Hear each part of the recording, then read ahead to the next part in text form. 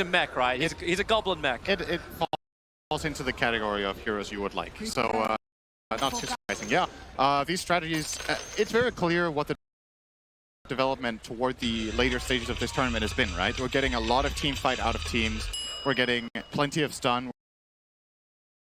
We're getting scalable heroes, and we're getting a tanky frontliner. Both teams with a tanky frontline that also has team fight in the Tide and the Centaur. Super late game scaling heroes such as Lifestealer and Tinker. And even the Kunkka also scales pretty well, but like Nahas pointed out, not as well as some other heroes. So yeah, I think it's fair to say that there's a lot of similarities in the approach to the game from these teams, but there are some pretty clear differences in the longevity of the picks, if you could call it that, in the game, like how long they stay relevant for. I think this is a pretty incredible Tinker game if Weeha gets off to a good start. They have very limited catch. The only real way they have of finding Tinker is a Tinker Ward into X-Mark, or maybe a Lens Lina Stun or Centaur Dagger, but there's none of those like classic flat-out give vision heroes like Zeus or Spectre. But you have other ways around that we can itemize, right? Like you can look to the Eels, look towards the blink and just get the right timing to avoid the pullback. How does the lane actually work? Because like Nahas was focusing very heavily on Sumail being one of the greatest players. He definitely has been performing very well throughout this TI. How does the matchup actually work between Kunkka as well as Tinker? Getting Wee off to a good start or getting Sumail off to a good start? Oh, arrow bottom. Nice side step from Crit. That was hot, yeah. I don't have too much experience with this matchup, actually. I feel like it should be relatively even, maybe slightly Tinker favored, and that's all that Tinker wants. I mean, of course, it's great if you can stomp your lane, right? But most mid heroes in the current meta don't really get destroyed anymore. We don't see these extremely one-sided mid matchups, at least we haven't lately. But what Tinker wants is he wants to get levels, he wants to get a decent amount of farm, and then he's going to go in semi-jungle anyway with March of the Machines. So we'll see who gets to stack for him. I don't know if people can actually pick it up with the microphone, but this crowd actually started to go, oh, because Sumail got the block and kept the creep wave on the slight high ground from the very beginning. They're watching this mid very, very closely too. Bottom lane, a lot of trouble for S4, trying to retreat. Kuro, Miracle, and GH all together under the tower. S4 cannot tank through this. Miracle will spill the first blood, getting Liquid off to a good start. In the meantime, Crit was pulling the wave, so S4 probably could have maybe avoided this death, playing a little bit safer. But he will rejoin the lane. Top lane 1-on-2 for Tidehunter against the Shadow Demon as well as Lifestealer. Curious to see if Mind Control chooses to skill up Kraken Shell as a solution for this harassment from the Shadow Demon. For now, he's holding his skill point, and now he will be getting help. So Mirana showing up from GH. Wants to arrow the Arteezy. I don't know if he was going for that, if he wanted the big creep. I think he wanted the big creep. He was trained by Angelina Jolie just around the corner of the creep to hit Arteezy. But it doesn't hurt him too much. He has the Stout Shield. Tanking the creeps is not too bad. Miracle's copying so much damage on bottom lane. He may have to already burn this Salve, switching it in. S4 and Crit. Nice double stun combination. Now that the Mirana has left the lane, maybe EG feel a little bit more safer. And this is the kind of lane you want against Void, right? The thing, you want one of two things actually. They might stun combo him. His Centaur's not level 2 yet, never mind. So you want one of two things against Void. Either you want consistent harassment over time so that he can't time walk it. Like a great example that's easy to understand is like Venomancer, right? Like you just keep hitting the guy. Over time, he can't really time walk it because it's non-stop damage. The other one is having serious burst where you, if you have him down to 2/3, if you can kill him off in one go before he gets the time walk off. That's what Centaur Lina can do. They have so much damage between the two of them when they have retaliate stacks. And Crit's probably going to force a time walk here. Every stun he connects in a couple of attacks is like 150, 200 damage, and Miracle will want to time walk that, and that means he's exposed for a bit. Or Kuro is. This could be a kill. And with the hoof stomp, the damage is high. Kuro, 60 HP, had a couple of sick charges. Gets him back underneath the tier 1 tower, and Miracle got to dodge that Light Strike array, but as he said, that harass damage, chip down is working. Miracle, very low on life, and Crit wants to go for more, looking for a second Light Strike array, consuming the Mango.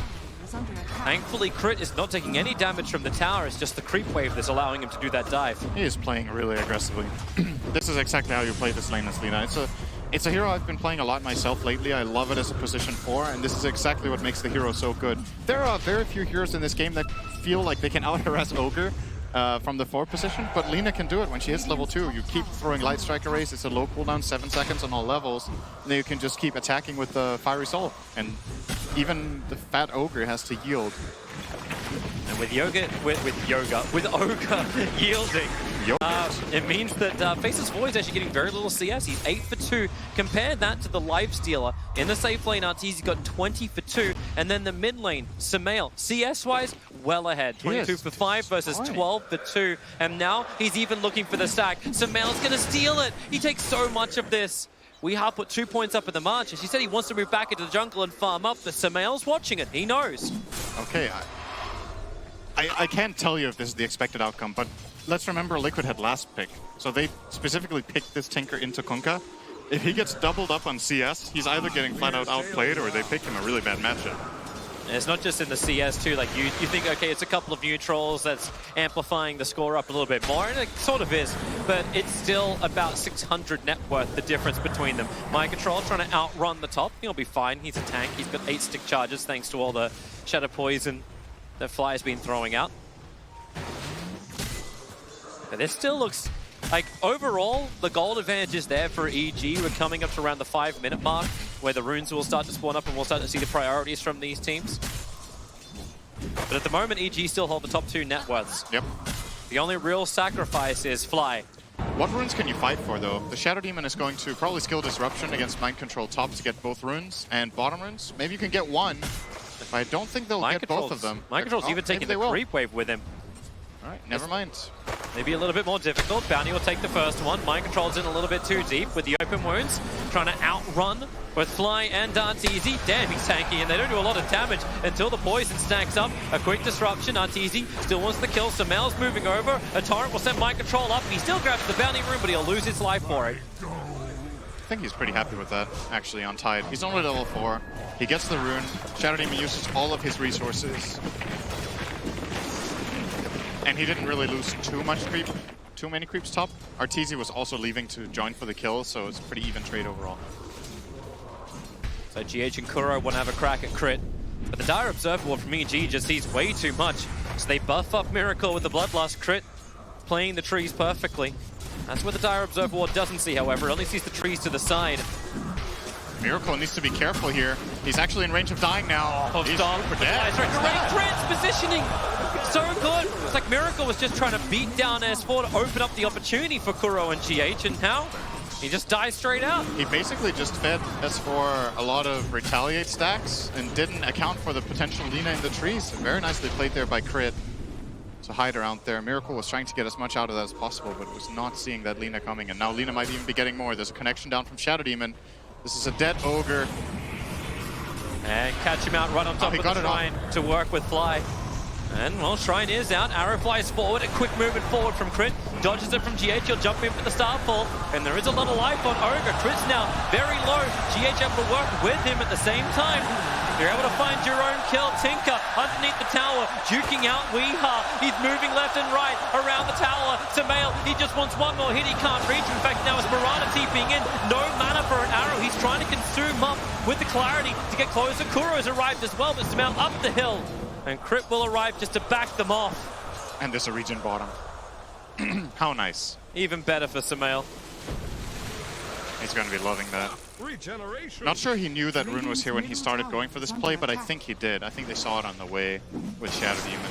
So, a lot of pressure into Tinker, but he doesn't die. He comes back into the mid lane. And he's going to start farming and pushing out again. But now he's 1,000 gold behind too. This is not how... I want to say with pretty high confidence, this is not how this lane should go. It should be better for Tinker. Maybe I'm wrong about him drawing, but losing by 1k at 7 minutes without a kill? It feels like, oh man, bottom lane, Sumail actually at the turn timing. Miracle can't jump away, and Sumail 4 points up in Tiebring is more than enough to crit through Miracle. But I'm kind of with you on that point where it's like, yeah, you feel like it should have gone better, but it feels like there should have also been someone to work with Weeha to actually gank it up. But these supports from Team Liquid, it's like there's been no presence, just a straight one-on-one duel so far, and when that happens, Sumail always seems to come out on top.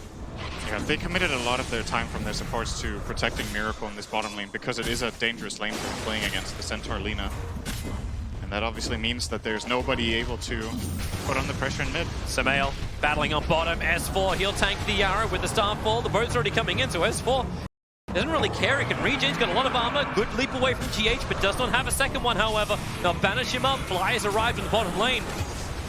And Samael will be the one to get the kill on GH. 4 heroes from Evil Geniuses find their way on the bottom lane because they're fine without TZ being on top because no one can really contest the lifestealer. No one does enough physical damage to bring him down. It's a very easy lane. You can just farm up here. Tide is going to cut waves. Lifesteal is going to free farm. Every time the hard camp spawns, our TZ will want to go into that one and farm that as well. And use it fast for it if he wants to be extra efficient. But actually, somebody wants to get involved with killing the Tide. Can't TP out when you got a Conquer there. X marks the spot, already out. Crit. He's holding the Light Strike Array until Mind Control comes back, and that's what happens with the Torrent. Into the Light Strike Array, Mind Control's brought down. EG are not wanting to give any kind of safe space to Team Liquid at all. Every lane cannot go the way you think it can. There's no time to breathe. And that's definitely a weakness Liquid's lineup has right now in the state of the game, right? Their lineup it's greedy. It's a Tinker mid, it's a Void safe lane, and it's a Tide off lane. 2 heroes with big level 6 cooldowns that they kind of don't want to use in just single small kills. And then this Tinker who needs a lot of time and space, especially after losing the lane. So it makes the map nice to play for EG for now. The timing Liquid is looking for is much later than this, so as long as they can stay afloat, defend their towers, and get a couple of bounty runes every 5 minutes, things are not looking too bad for them, but you got to be careful to not give away too much. Smel's going to battle for the 10-minute rune. Tide, nothing to do there, but yeah, straight 2-2 trade-off. They're seeing a very large stack inside the Dire jungle. Just trying to steal some of S4's farm. It is Ancients. That's not what Liquid can really take care of. Yeah, Tinker can't steal that. The only hero that can steal the Ancients is Tide, but it takes really long, and he has no way of really getting over there right now. So that stack is pretty safe. Kunkka will be farming it up later for sure. Working on a first item Halberd, Samael in this game. Thought maybe he'd go the Radiance build. He's going Halberd to minimize Void's impact. Oh, Weehao's in trouble. X marked up. Even under the March of the Machines, EG won't care. They'll send in the boat. Kuro and GH will arrive. Weehaw, the Poison and the Slave, able to pick off him. Underneath the tower, Mind Control, huge ravage. Connects over on 4. A Stampede. EG's get out, jump free, cover the corner. Miracle, he's arrived. Defensive disruption from Fly. It'll buy a little bit of time for Samel, but not enough. The Starfall from GH once again there. The support's find the kills.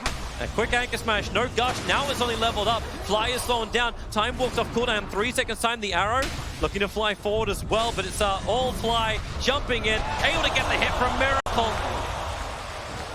No way to be protected underneath that tier 2 tower as Team Liquid will now actually look to take that tier 1 tower in mid.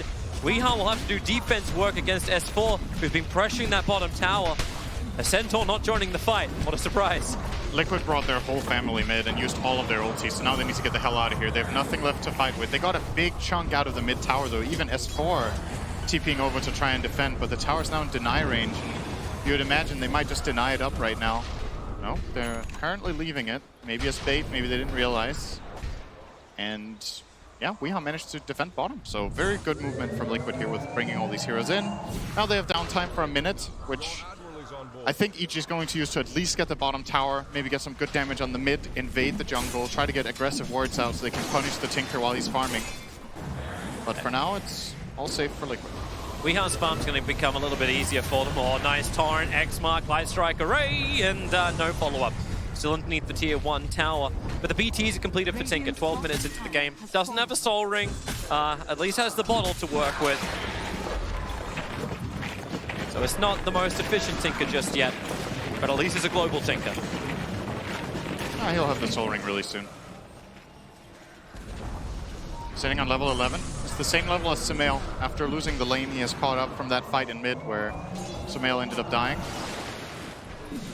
And the only thing difference is the net worth. If he had a whole bunch of stacks, then this would be chased up a lot faster, but Samael's almost playing like Weehao's playing an Alchemist. Always invading the jungle, making sure there's no stacks available. And they're checking both the southern as well as the northern Radiant jungles. He's going to be farming some nice stacks here too now.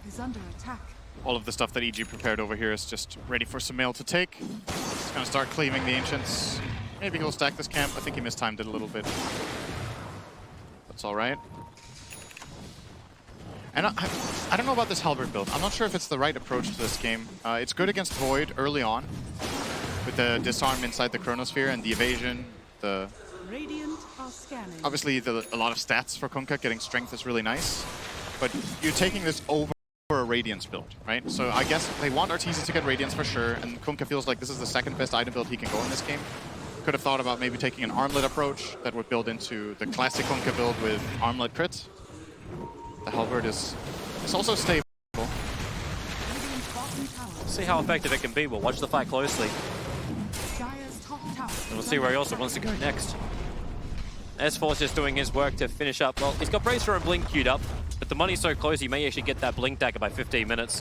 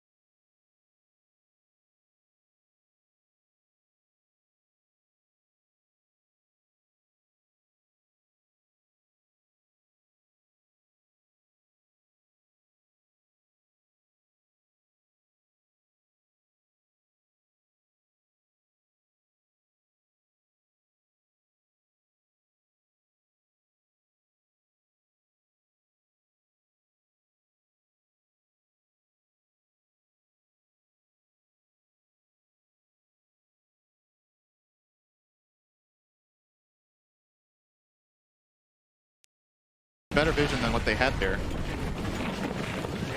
Just felt like he was going to get a little bit more of EG, but now EG getting this utility. He has a lot of damage in his teammates. This is not the kind of game where Kunkka needs those big cleaves just yet. Lifesteal has a lot of damage. Lina, Centaur, oh, quick rage. Actually moves back in to farm the wave and then dodges the arrow. Why not? He already raged. How fast can you spam we?